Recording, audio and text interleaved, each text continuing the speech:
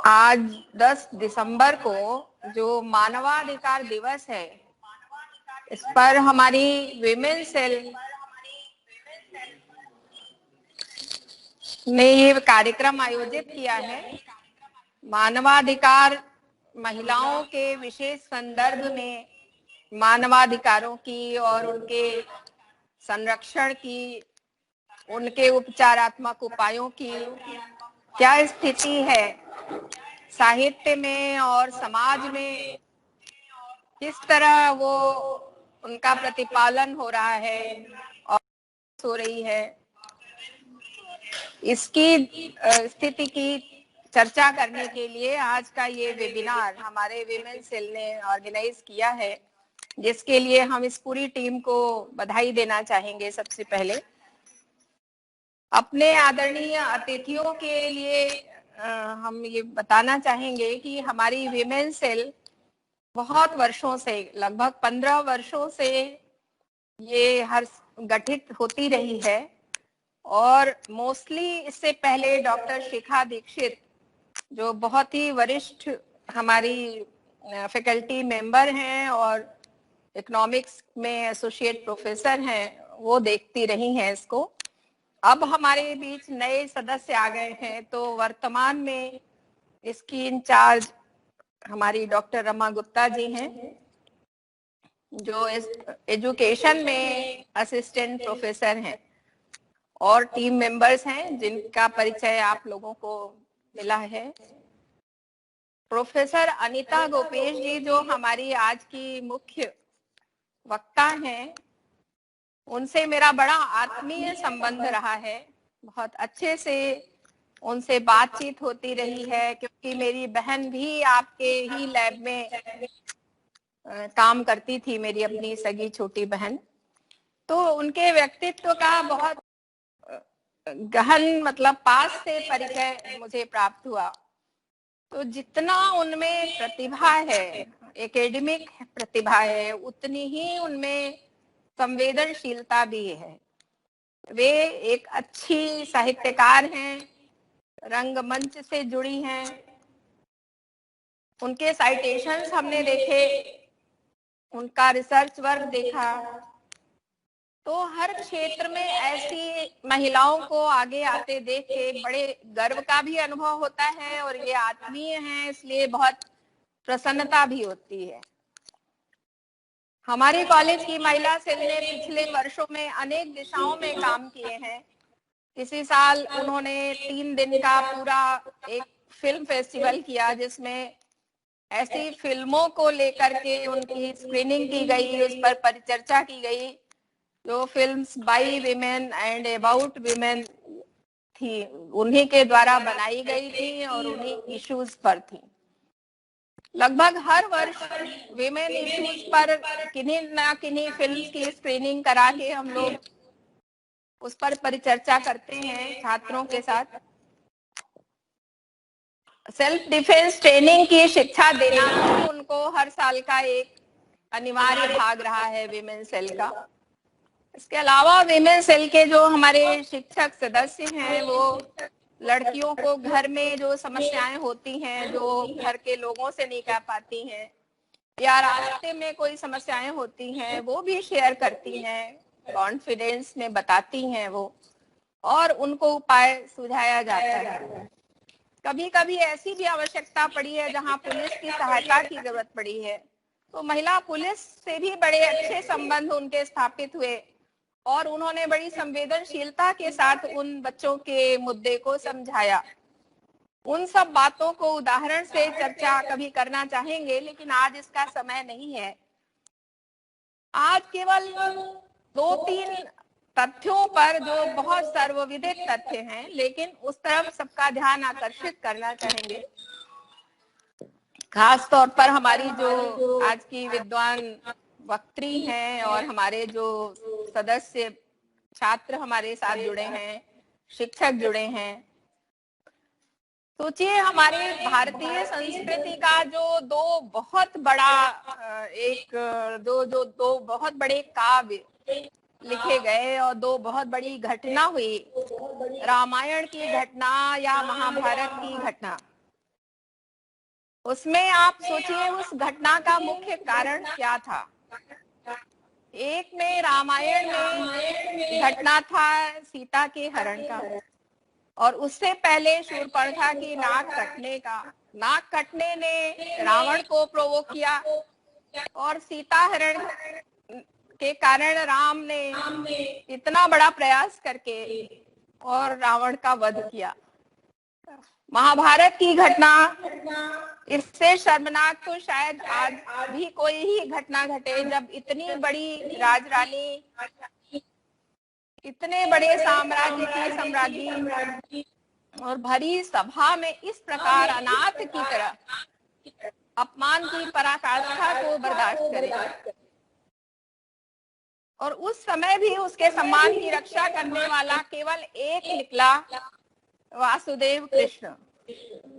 और जिन लोगों पर उसे इतना विश्वास था कि वे रक्षा करेंगे, एक पति नहीं 5 पति थे उनके, पर कोई भी उनकी रक्षा नहीं कर पाया।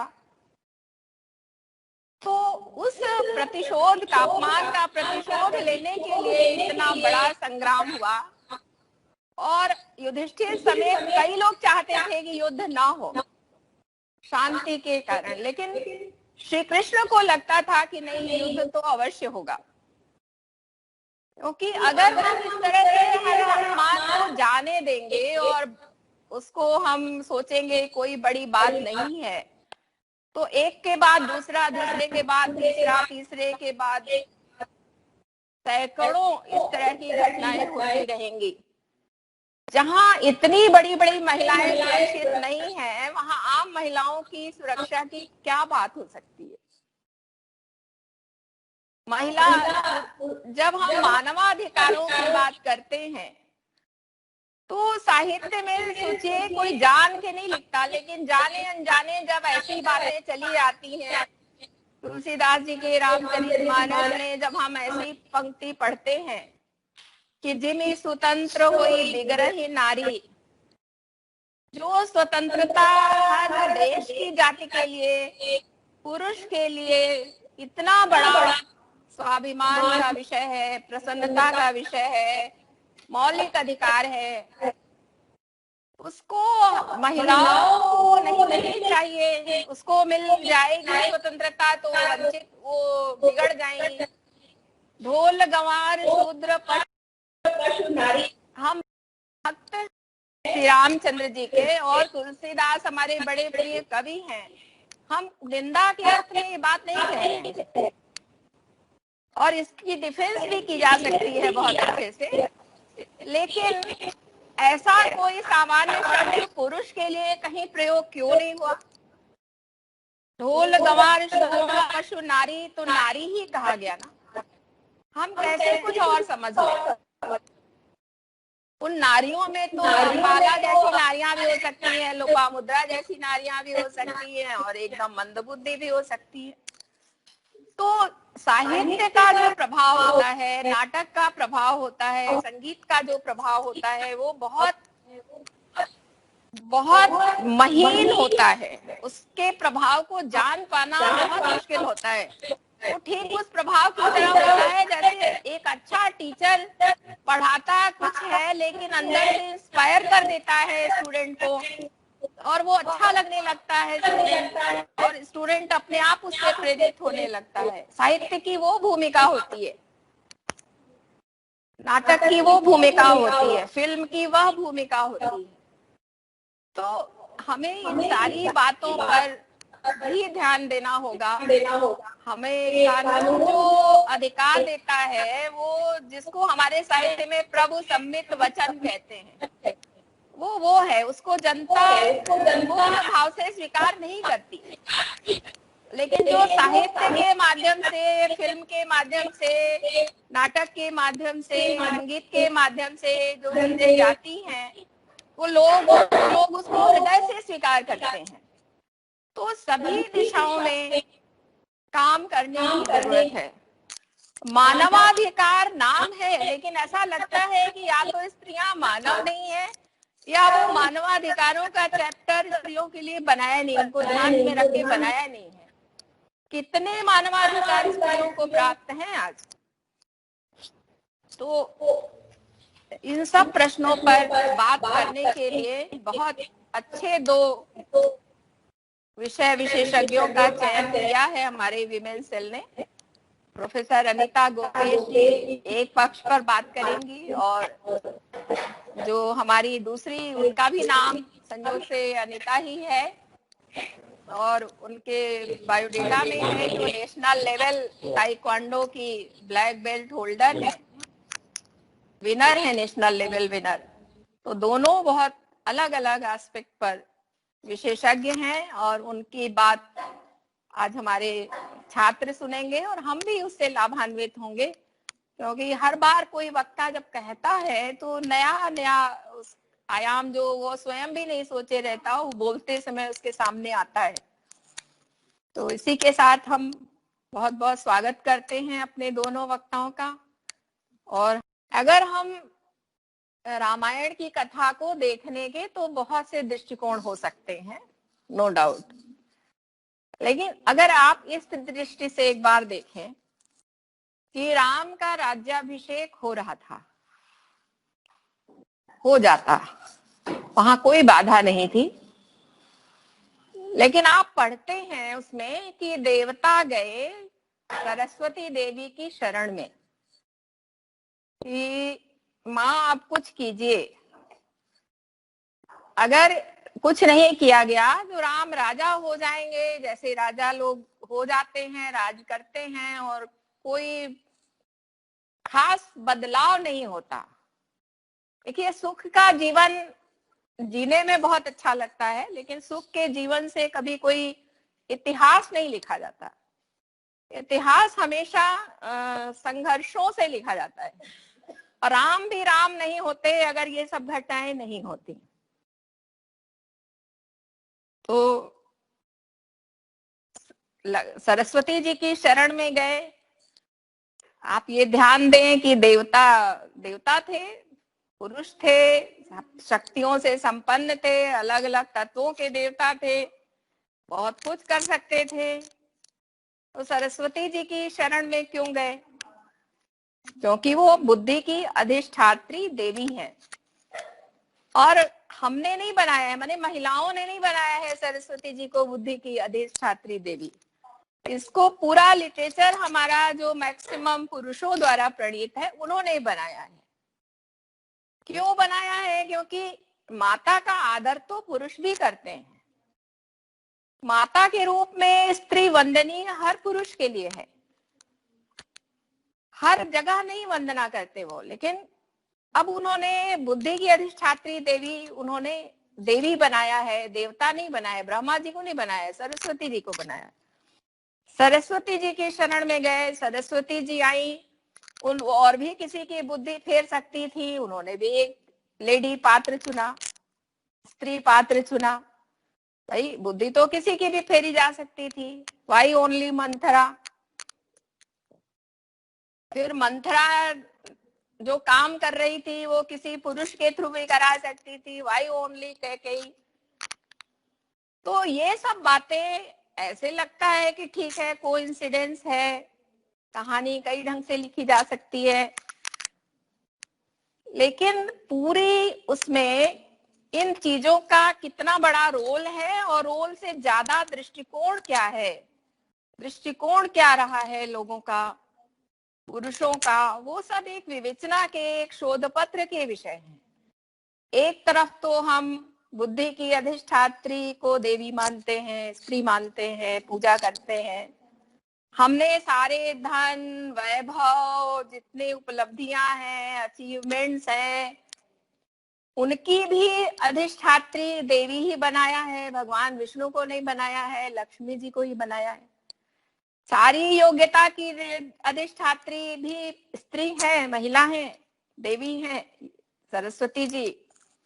सारे अचीवमेंट्स की जो अधिष्ठात्री हैं वो भी देवी हैं, स्त्री हैं। और क्रुद्ध होने पर और अन्याय के विरोध में नष्ट करने पर उतारू हो जाए तो वो भी देवी ही है, महाकाली है, महाशक्ति है। तो यह बात मानने वाली एक संस्कृति, एक सभ्यता, जो अपनी एक प्रकार से कहिए तो हर चीज, हर सर्वोच्च शक्ति को मानती है कि महिला में होती है, महिलाएं उसको रिप्रेजेंट करती हैं, वह सभ्यता, वह संस्कृति यह कहे, वही कह रही है, कहे नहीं कह रही है कि पिता रक्षति कौमारे भर्ता रक्षति यौवने स्थविरे च पुत्र रक्षति न स्त्री स्वातंत्र्यम अर्हति। स्त्री जो है वो उसकी रक्षा जब वो बालिका रहती है तब पिता उसकी रक्षा करे, और युवावस्था में पति उसकी रक्षा करे, और वृद्धावस्था होने पर पुत्र उसकी रक्षा करे। स्त्रियां स्वतंत्रता के योग्य नहीं है, न स्त्री स्वातंत्र्यम अर्हति। बताइए, मानवाधिकार की बात हम कर ही कैसे सकते हैं जब पहले ही नंबर पे स्वतंत्रता पर ही हम स्त्रियों के मामले में इतना बड़ा प्रश्न चिन्ह लगा लेंगे। कहीं आपने वो सीन भी देखा होगा, जरूर सबने देखा होगा कहीं ना कहीं, एक बूढ़ी स्त्री भी गांव में यदि निकले तो अपने 5 साल के लड़के का, पोते का हाथ पकड़ के निकलती है और कहती क्या है कि एक मर्द बच्चा तो साथ में है। बताओ, 5 साल का मर्द बच्चा किसके साथ में है? 70 साल की महिला के साथ में, और वो उससे सुरक्षित मानती है अपने को। लोग उसको मानते हैं, वो क्या मानती है? These are norms जो कि established हैं कि किसी को साथ लेके ही हमको जाना है। अरे 70 साल की महिला को भी किसी को साथ लेके क्यों जाना है कहीं पर? कहीं देर सवेर हो जाए तो क्यों अपना एक्सप्लेनेशन देना है? कई महिलाएं सर्विस करती हैं, जब घर जाती हैं तो उनसे कितनी भी अवस्था हो जाए, प्रश्न होता है कितनी देर कहाँ रह गई, कहाँ हो गई। अरे कब वह समय आएगा जब हमें ये अपने जीवन जीने का अधिकार होगा, हमसे कोई क्वेश्चन नहीं कॉल करेगा। विदेशों में बालिग होने तक चलो ये चीज रहती है, हम लोगों के यहाँ तो बालिग होने की लगता है स्त्रियों की कोई अवस्था ही नहीं होती। हम तो कभी बालिग नहीं होते। हमने स्वयं अभी 10 साल 12 साल पहले तक यदि शाम को कभी मीटिंग खत्म होती थी और घर जाना होता था तो इतने कमेंट्स हम सुनते थे, तो मुझे लगता था कि इस कमेंट्स करने वालों का दिमाग खराब, क्या उनको दिखाई नहीं देता कि हम कमेंट किस पर कर रहे हैं? इर्रेस्पेक्टिव ऑफ थिंग्स, लेडी नाम की कोई है, कोई व्यवस्था है, उसको कमेंट सुनना ही है। तो ये जो सामाजिक हमारी ये बनी हुई है और इन सबका मानसिक असर होता है, ये कोई हंसी में टालने की बात नहीं है। हम उस अवस्था में भी ये सुनने के बाद, चाहे मुझे एक तरफ जितनी भी हंसी आई हो, पर मुझे गुस्सा भी बहुत आया था। एक 17 साल 18 साल का 23 साल का लड़का, और जो मेरे बेटे के बराबर का है, वो मुझे ऐसा कह सकता है, अभी भी कह सकता है। और मुझे आज भी अपनी सुरक्षा की चिंता करनी है। और कई ऐसे यहाँ क्रिमिनल केसेस इलाहाबाद के हैं जहां 65 साल 68 साल ऐसी महिलाओं के साथ भी दुर्व्यवहार यानी बलात्कार के केस हुए हैं, और उनके घर के ही रहने वाले किसी नौकर चाकर या किसी यंग किसी उसके द्वारा हुए हैं। तो हम कौन से मानवाधिकार को जानते हैं और किस मानवाधिकार की हम बात करें?